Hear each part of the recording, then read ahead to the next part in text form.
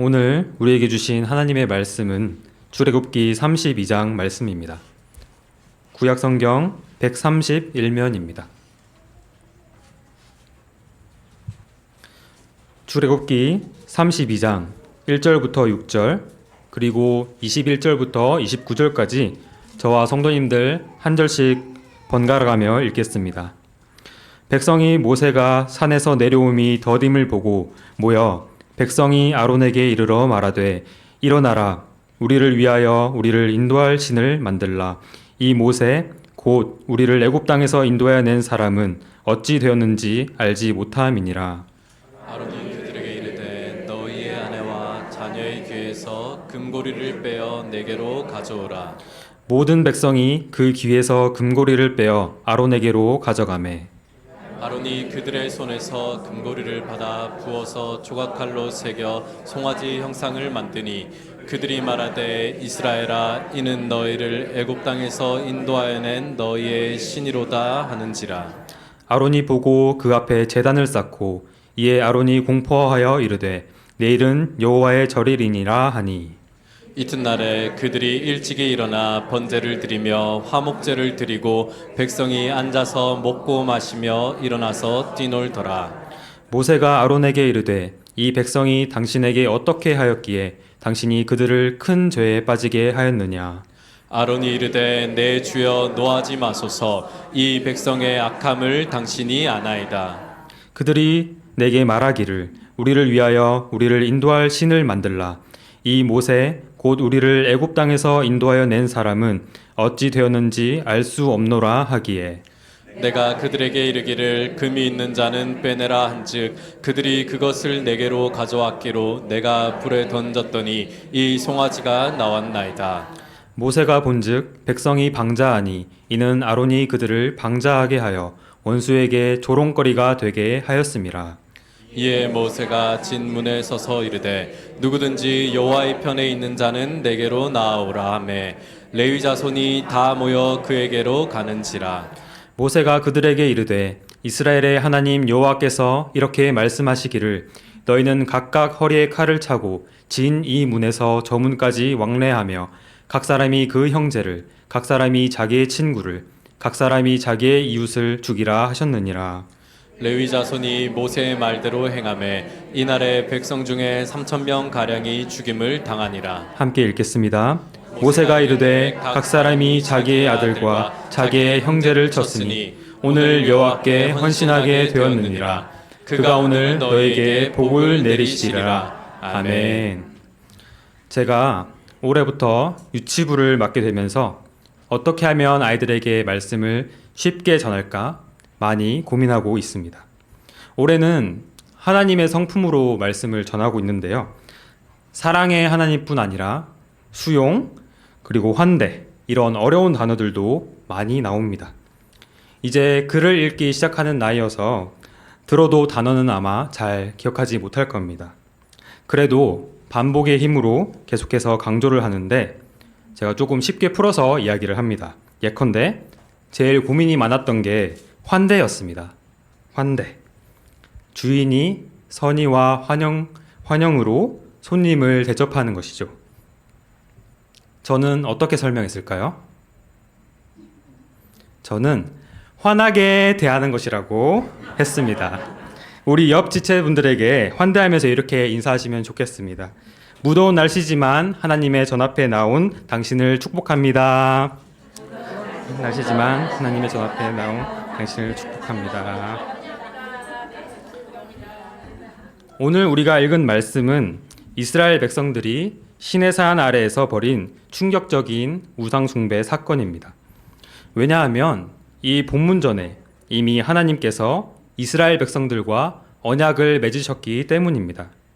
하나님은 아무도 모르게 시내산에서 모세와만 비밀스럽게 약속을 한 것이 아니라 이스라엘 백성들 앞에서 언약을 말씀하셨던 것이죠. 우리 출애굽기 19장 5절에서 6절 말씀 우리 화면을 보며 함께 읽도록 하겠습니다.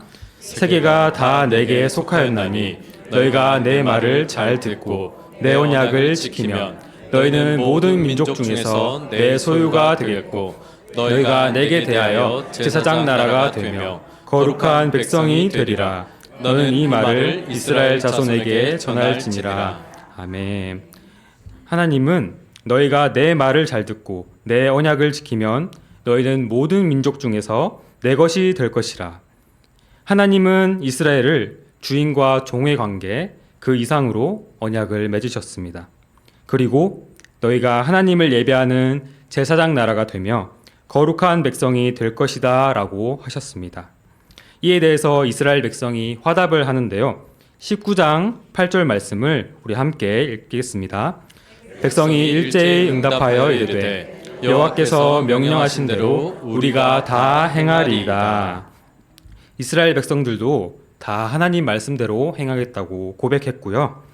이어 나오는 장면들이 모두 하나님께서 이스라엘 앞에서 법을 선포하시는 장면들입니다. 그리고 이 모든 말씀을 하나님의 모든 말씀을 모세가 듣고 기록으로 남겼습니다. 이제 여기서 우리는 구도를 조금 바꿔서 볼까 합니다. 우리가 지금까지는 이스라엘 백성들을 볼 때 우리 시선으로 큰 화면에 담아서 봤다면 조금 더 줌인을 해서 확대를 해서 모세의 형 아론에게 가까이 다가가 보겠습니다. 이제 모세가 보이지 않는 그 산 위에서 하나님께 10가지 계명이 쓰인 두 돌판을 받고 있는데 백성들이 아론에게 와서 불평하는 겁니다. 아론, 우리를 인도할 신이 없다. 우리가 예배할 신을 만들어줘. 이 모세란 사람은 이제 죽었는지 살았는지도 모르겠으니까 이제 네가 뭐라도 좀 해봐. 아론이 이 말을 듣고 마음이 어땠을까요?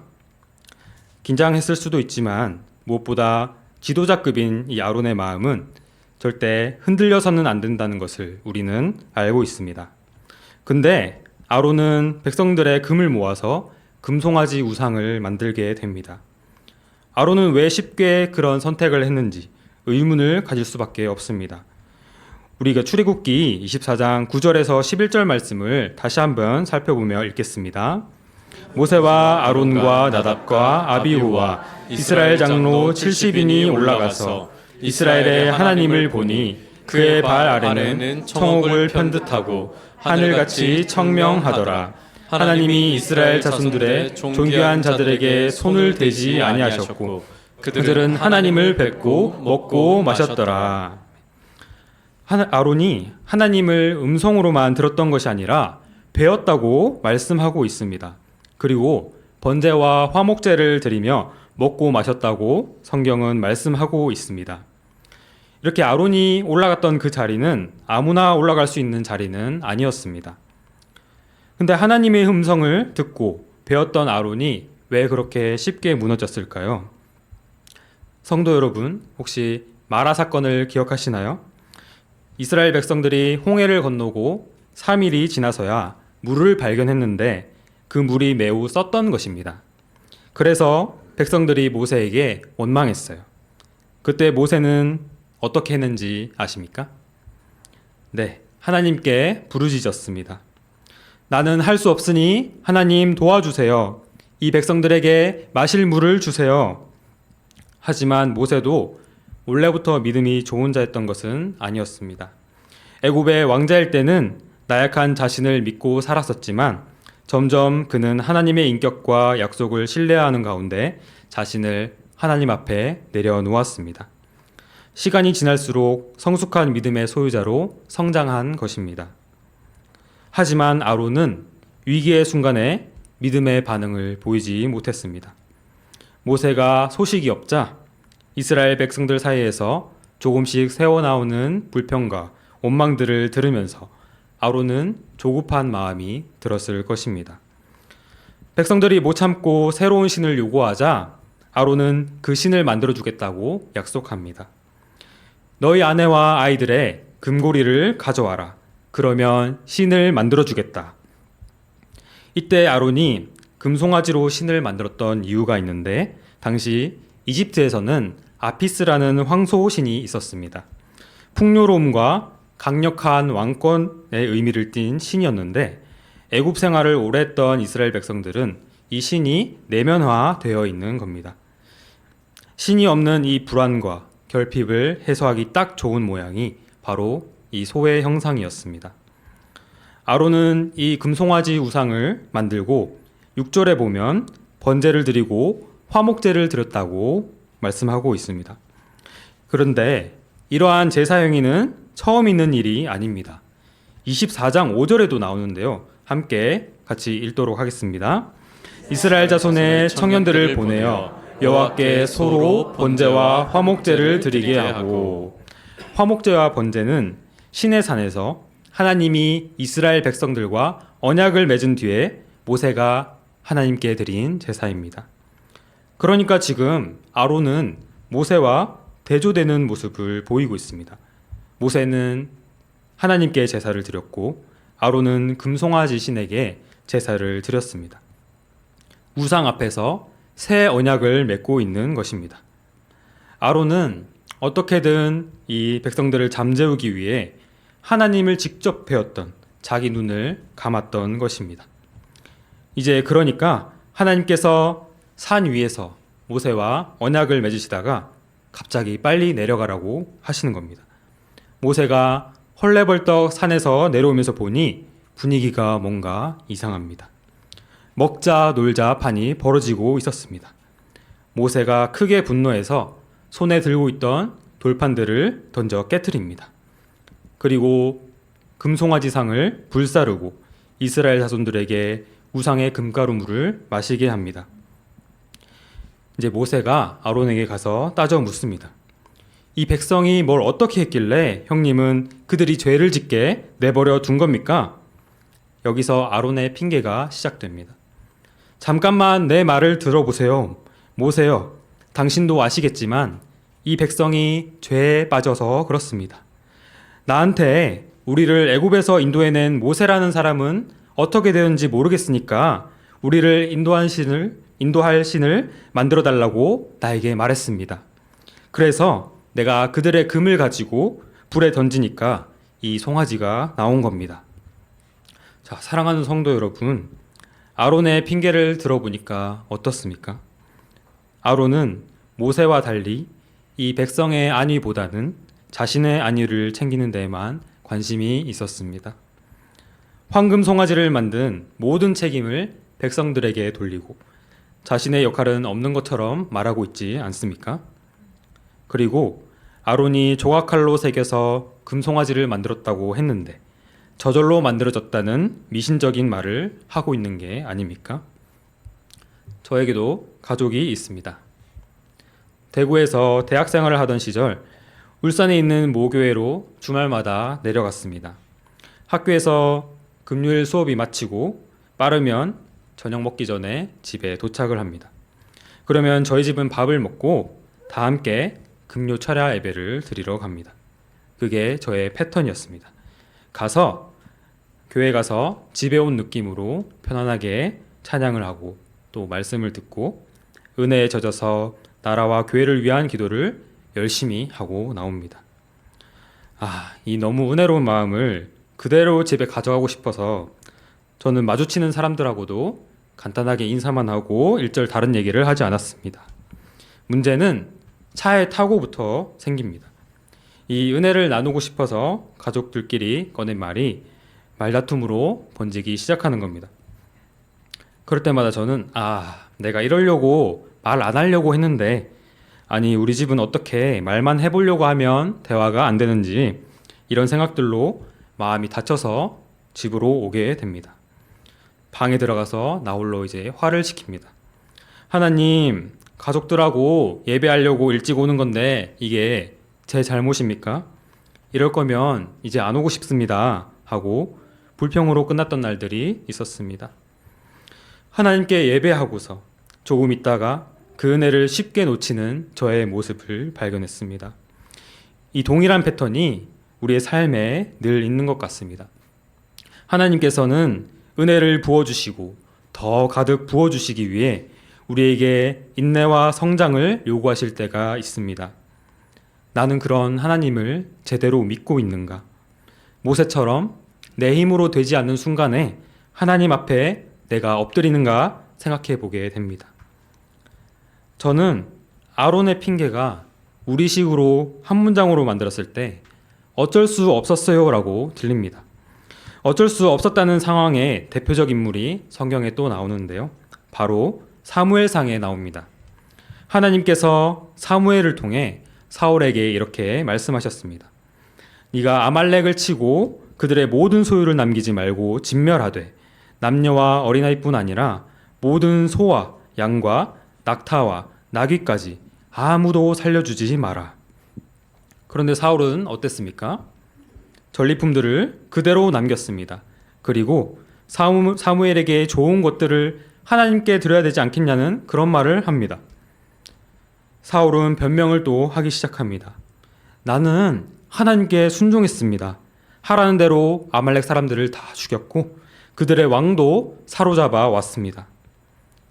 근데 정말 사울이 하나님을 위해서 그렇게 했을까요? 아니었습니다. 그는 백성들의 눈치를 보았고 체면과 권위를 지키고 싶었다고 말합니다. 그의 동기는 하나님이 아니라 자기 자신, 자기의 안위에 있었던 것입니다. 하나님께 순종한다고 하면서 우리가 제대로 순종하지 못하는 이유가 무엇일까요? 하나님은 온전한 헌신을 원하시지만 때로는 우리가 순종하고자 할 때 우리의 편의와 욕심을 따라 행할 때가 있습니다. 우리가 하나님께 순종하고자 할 때는 우리의 중심이 하나님께 맞춰지도록 기도로 엎드려야 합니다. 현대인의 바쁜 삶은 늘 그렇습니다. 이 어쩔 수 없었어의 늪에서 하루하루가 지나가느냐, 아니면 하나님께 받은 은혜를 놓지 않고 중심을 하나님께 맞춰놓고 사는 그런 인생이냐. 우리는 후자의 인생을 결단하고 살아야 할 줄 믿습니다. 다시 돌아가서 모세가 십계명을 받고 있을 때를 보겠습니다. 이스라엘 백성이 우상 숭배하는 모습을 본 하나님은 분노하셨습니다. 하나님은 산 위에서 모세에게 이스라엘 백성을 싹 쓸어버리겠다고 하셨고 모세가 하나님께 이렇게 말씀합니다. 오늘 읽은 본문에서는 생략된 내용인데 쉬운 성경으로 10절에서 13절까지 제가 읽겠습니다. 그러니 이제는 나를 말리지 마라. 나의 노여움이 너무 크므로 나는 그들을 멸망시키겠다. 하지만 너만은 살려두어 큰 민족을 만들어주겠다. 그러나 모세는 여호와 하나님께 매달렸습니다. 여호와여, 어찌하여 주님의 백성에게 노여워하십니까? 주님께서는 크신 능력과 힘으로 이 백성을 이집트에서 인도해 내시지 않으셨습니까? 만일 주님께서 노하시면 이집트 백성이 여호와가 이스라엘 백성을 이집트에서 인도해 낸 것은 그들을 산에서 죽이고 이 땅 위에서 멸망시키기 위해서였구나 하고 말할 것 아닙니까? 그러니 노여움을 거두어 주십시오. 주의 백성에게 재앙을 내리지 마십시오. 주의 종인 아브라함과 이삭과 이스라엘을 기억해 주십시오. 주님께서는 그들에게 내가 너희 자손을 하늘의 별처럼 많게 할 것이다. 그리고 내가 약속한 이 모든 땅을 너희 자손에게 주어 그 땅을 영원히 물려받게 할 것이다 하고 주님 자신을 걸고 맹세하지 않으셨습니까? 하나님, 애굽 사람들이 하나님께서 백성들을 광야에서 죽이려고 애굽에서 이끌어내셨다는 말을 하지 않게 해주십시오. 그리고 우리 조상들과 한 약속을 기억해 주십시오 하고 모세는 하나님께 부르짖습니다. 여기서 특별한 점은 모세는 하나님이 하신 언약을 기억해서 그 말을 근거로 하나님을 설득합니다. 그러니 여호와께서 뜻을 돌이키사 말씀하신 화를 그 백성에게 내리지 아니하시니라. 하나님은 모세의 말을 들으시고 이스라엘 백성 중 레위 지파를 시켜서 일부만 죽이셨습니다. 사랑하는 성도 여러분, 우리도 세상을 살아갈 때 말씀을 붙드는 것이 필요합니다. 위기 속에서 내가 붙드는 기준이 하나님의 말씀인가, 세상의 목소리인가를 돌아봐야 합니다. 모세는 하나님의 약속의 말씀을 붙들었고 아론은 세상의 목소리를 따랐습니다. 말씀 없는 믿음은 결국 사람 중심, 상황 중심으로 흐를 수밖에 없는 것입니다. 모세는 이 언약을 가지고 하나님과 이스라엘 백성 사이를 이어주는 다리 역할을 했습니다.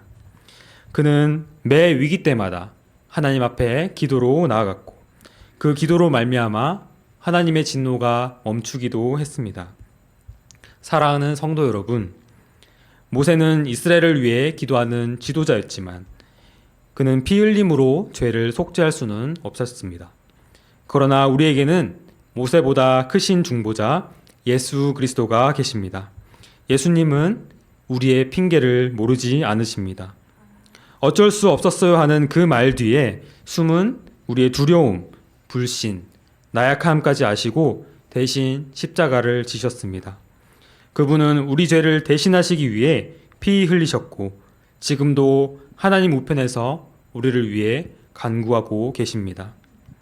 제가 히브리서 7장 25절 말씀을 읽도록 하겠습니다. 그러므로 자기를 힘입어 하나님께 나아가는 자들을 온전히 구원하실 수 있으니 이는 그가 항상 살아 계셔서 그들을 위하여 간구하심이라. 아멘. 그러므로 사랑하는 성도 여러분, 우리가 연약할 때도 실패할 때도 예수님은 변하지 않는 은혜로 우리를 붙들고 계십니다. 이제 우리가 결단할 차례입니다. 아론처럼 사람의 소리를 들으며 변명할 것인가? 아니면 모세처럼 기도하는 자로 살아갈 것인가?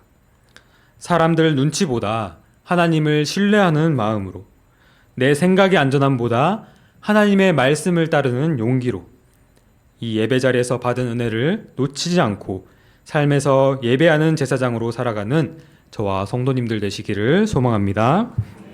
그리고 오늘 우리가 함께 부를 찬양이 있습니다. 내 안에 가장 귀한 것, 이 가사처럼 우리의 중심이 하나님께 드려지기를 원하는데요. 내 안에 가장 귀한 것, 그분께 드리며 오늘도 다시 하나님 앞으로 나아가는 우리 성도님들 되시기를 소망합니다. 우리 함께